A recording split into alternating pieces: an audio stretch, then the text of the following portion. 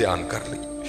اور مجھے میرے سیدی نے، کیونکہ میں ڈاکٹر بھی ہوں حکیم بھی ہوں لیکن میں پریکٹس نہیں کرتا، ایک دو سلسلے ہیں اللہ میرے اندر سے وہ نکال دے، اس دن نصیبی حضرت بہ جاؤں گے. پھر جب میں نے یہ دونوں کورس کر لیے تب مجھے سیدی نے بات سنائی. آپ فرمانے لگے کو بزرگ تھے ساتھ حکمت بھی کرتے تھے.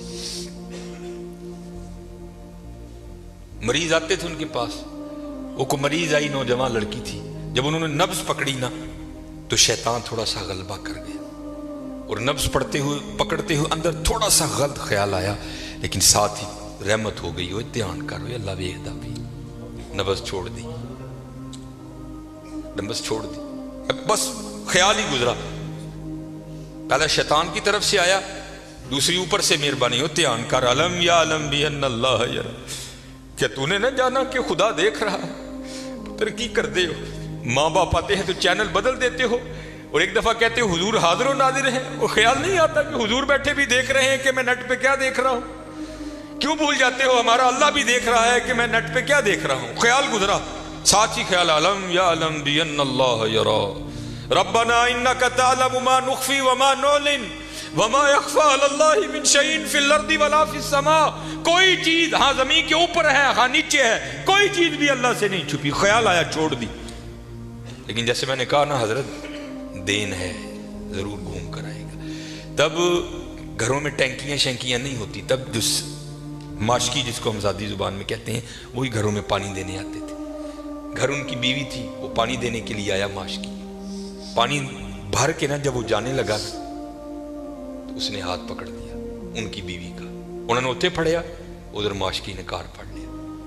وہ بیوی آگے سے ہاتھ چھڑا کر کہتی ہے وہ پتر کی ہو گئے. اس کو بھی خیال آیا، وہ روتا ہوا بھاگ گیا. اتنے وہ بھی بہ کے چنگا روئے دے، اکھاں لال کیتیاں، گھر مائی بھی بڑا روئی. ساری زندگی لنگ گئی ہے، بڈھے ویلے کی ہویا انہیں کی ہاتھ پھڑ لیا.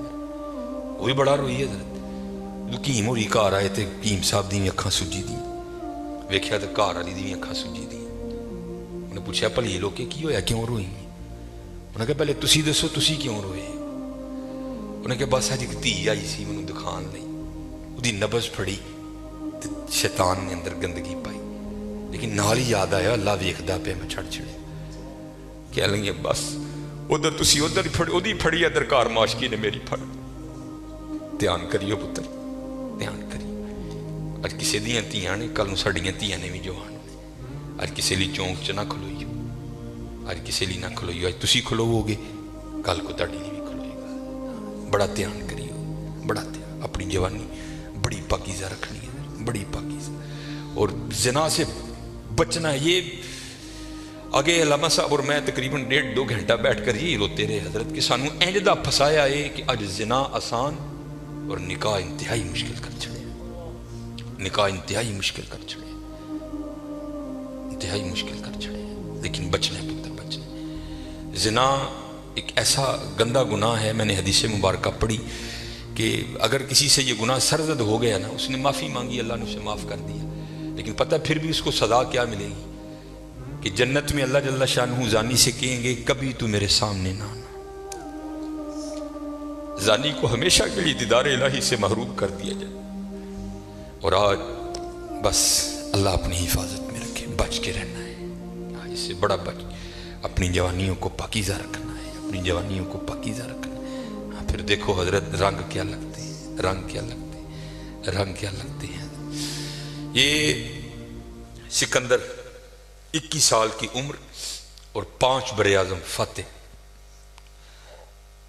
زندگی نے ساتھ نہیں دیا، سانپ نے اس کو ڈس لیا تھا.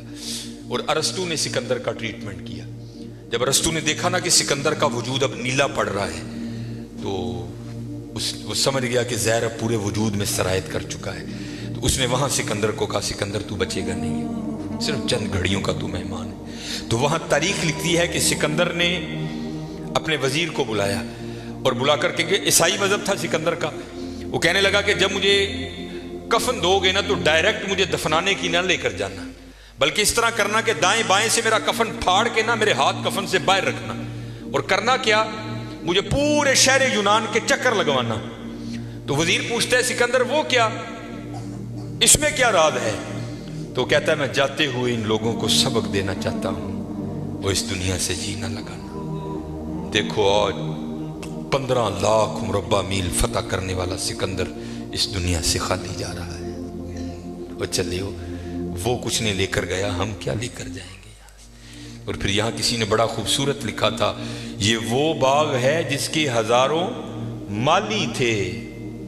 ध्यान रखना हजरत, ये हमें बड़ा वहम पड़ गया है, मालिक मालिक हम नहीं है हजरत। ये उलमा बैठे हैं, उसने कुरान करीम में कब कह दिया कि तुम मालिक हो? तो कुरान करीम में बार बार कहता है वलिल्लाहि मुल्कुस समावाति वल अर्द, और अल्लाह ही के लिए है जमीन और आसमान की बादशाहत। वल्लाहु अला कुल्ली शैइन कदीर। ये आप आयतुल कुर्सी में हर फर्ज नमाज के बाद इस बात को दोहराते हो। अल्लाहु ला इलाहा इल्ला हुवल हय्युल कय्यूम ला ताखुदुहु सिनतुम वला नौम लहू मा फिस समावाति व मा फिल अर्द। और अल्लाह ही के लिए है जो कुछ आसमानों में है और जो कुछ जमीनों में है। सूरह आले इमरान 3 पारा। कुल, महबूब आप कह दीजिए अल्लाहुम्मा मालिकल मुल्क, ऐ अल्लाह ऐ मुल्कों के मालिक। ध्यान करियो पुत्र, वो मालिक जे असी नहीं ने माल, हम तो माली हैं यार। और मैं अक्सर अपनी मिसाल दिया करता हूं, जब मैं थोड़ा बड़ा हुआ ना तो मैंने क्या देखा, मेरे घर के बाहर जो प्लेट लगी थी ना उस पर लिखा था चौधरी इलमदीन। फिर वो प्लेट बदल गई हजरत, दादा वो का इंतकाल हो गया। फिर नई प्लेट क्या लगी, हाजी मोहम्मद बूटा। पता नहीं हजरत ये प्लेट कब तक रहती, जगह वहां रही हजरत, लेकिन क्या हुआ हजरत, मालियों के नाम बदलते रहे हजरत। असी मालियां हजरत, असी मालक नहीं हजरत, मालक वही है। और मैं यहाँ एक रिवायत भी अक्सर सुनाता हूँ कि आप कहोगे मौलवी साहब एवं साढ़े को साड़ियाँ जमीना खोन लगे हो, उनको कुरान और हदीस से भी तो दलील देना। हजरत मूसा अलैहिस्सलाम का दौरे मुबारक था और जमीन का एक टुकड़ा था। 2 बंदे लड़ पड़े आपस में, एक मालिक था, एक का दिल बेईमान हो गया।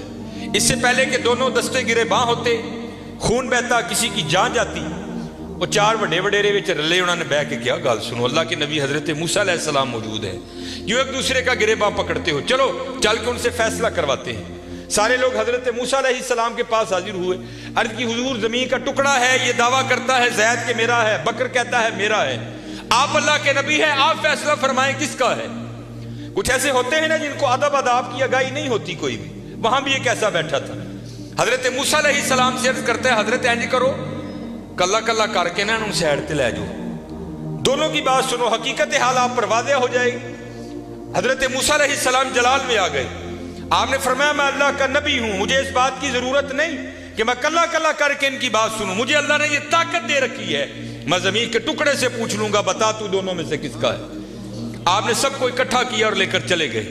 जमीन के उस टुकड़े पर खड़े हुए, फरमाया ये ज़ैद दावा करता है तू मेरा है, बकर दावा करता है तू मेरा है, अल्लाह के नबी हजरत मूसा तुझसे पूछते हैं बता तू किसका है। तो तफसीर में लिखा है कि वो जमीन का टुकड़ा बोल उठा। पहले हजरत मूसा अलैहिस्सलाम को सलाम अर्ज की और सलाम अर्ज करके अर्ज करता है हजरत ये दोनों झूठे हैं, ना मैं इसका हूं ना मैं उसका हूं, इनको को तैयारी करें, ये दोनों मेरे हैं। हसी हजरत केड़े वहम च पे दे ते हकीकत क्या है। ये वो बाग है जिसके हजारों माली थे, सिकंदर जब इस दुनिया से गया दोनों हाथ खाली थे। हाँ हजरत ध्यान करियो, खाली आए हैं और खाली ही यहाँ से जाएंगे। हाँ जाएगा क्या, अच्छे और बुरे अमाल साथ जाएंगे। हजरत हम ताड़ी मर्जी है हजरत, जिदा मर्जी ढेर ला लो हजरत, लेकिन हजरत जी चंगा ही ढेर लाइयो, मंदा ना लाइयो।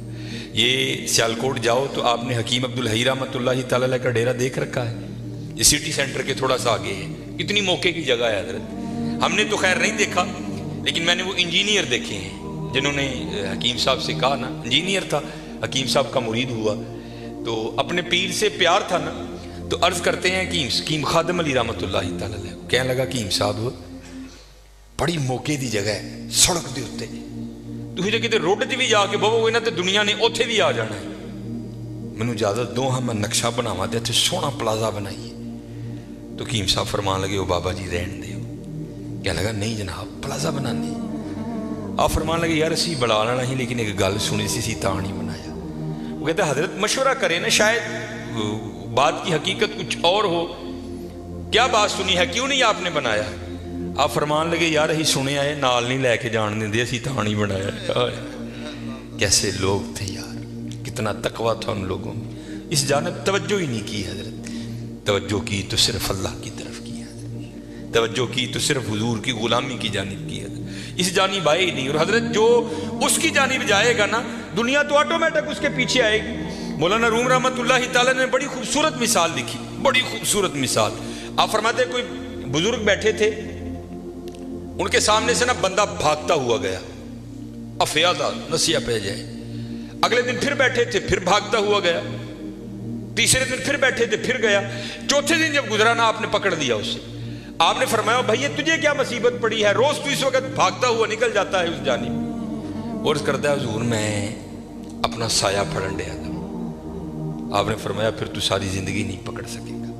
اس نے کہا حضور وہ کیوں؟ آپ نے فرمایا تو نے کر دی ہے سورج کو کنڈ، سایہ آ گیا ہے تیرے آگے. اب سورج کو کنڈ کر کے جتنا مرضی بھاگ، کیونکہ سایہ آگے ہے، وہ بھاگتا رہے گا تو اس کے پیچھے بھاگتا رہے گا، پکڑ نہیں سکتا. ہاں ایک کام کر لے، پکڑ پھر بھی نہیں سکے گا، لیکن پھر یہ ہوگا کہ تو سایہ کے پیچھے نہیں بھاگے گا، سایہ تیرے پیچھے بھاگے گا. انہیں اس کی تھی حضوروں کی. آپ نے پھڑکنا دا پاسا پویا اور منہ کیتا سورج جل. فرمایا ہوں سورج جل نوں دوڑ لا، سایہ تیرے پیچھے پیچھے دوڑے گا. یہ مثال دے کر مولانا روم کہتے ہیں تو نے بھی اللہ اور اللہ کے رسول کے دربار سے منہ پھیر لیا ہے اور بھاگ رہا ہے دنیا کے پیچھے. اب دنیا آگے آگے تو پیچھے پیچھے. اوے ہاں بھاگنا ہے تو دوڑ مدینہ کی طرف لگا، پھر دنیا تیرے پیچھے پیچھے ہوگی، تو آگے آگے ہو.